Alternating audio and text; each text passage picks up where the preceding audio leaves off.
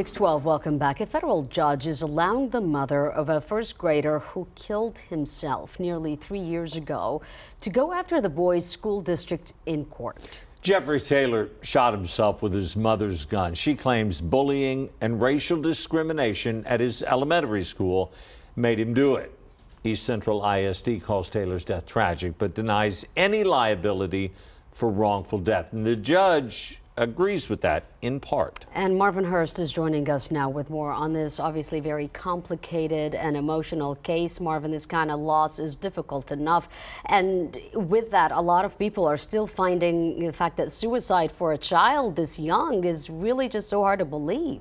Yeah, you know, this is one in a series of reports that we've done, and every time we post it out there, people find it hard to believe that a child so young could do something like this to them himself.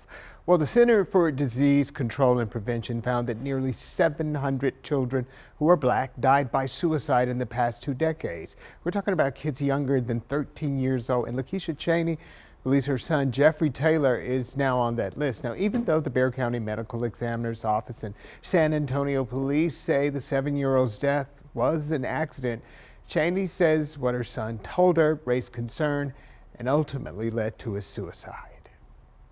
Jeffery Taylor died. And I know Jeffrey's with me in spirit and in heart, but he's not here physically. Before he could truly live. Inside, I hurt because I miss my baby.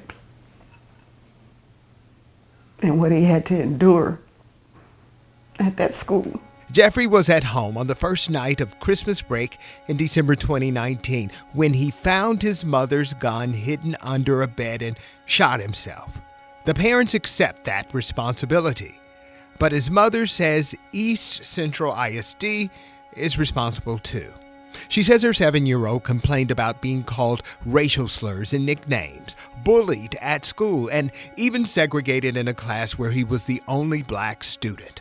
The school district says their investigation after his death found no signs of the claims. We filed this case over 8 months ago now, and we're just getting started. Cheney is suing the district and the teacher. A federal ruling in May determined Jeffrey's mother was not due wrongful death or punitive damages. It also says his teacher has immunity, but she can still get questioned because the school district is not immune in the case. What about that then lends itself to what happened to the night or the morning that Jeffery Taylor took his life? Because of the racial discrimination, because of the discrimination of his disability, that's what led him to go home and commit this act. The ruling also allows Jeffrey's mother to still seek actual damages for possible racial discrimination and the inability to instruct a student with ADHD. The bullying and harassment based on Jeffrey's race and based on his disability all occurred at the school. All occurred within East Central Independent School District. East Central ISD is fighting to get the rest of the claims tossed out before the case has to go to trial. Meantime, a mother seeks an outcome out of the mouth of tragedy's truth. And I know I'm a Christian, and I ask the question, why? Why?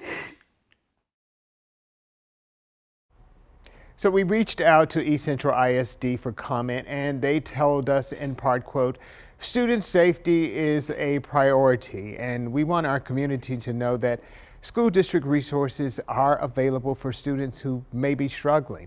They say in order to protect the privacy of all students that they cannot comment on pending litigation. In a previous story that I did on this, we found bullying and harassment complaints are not exclusive to Jeffery Taylor in this school system. But the district would not tell us how they resolved any of those situations, and if so, how? Paul.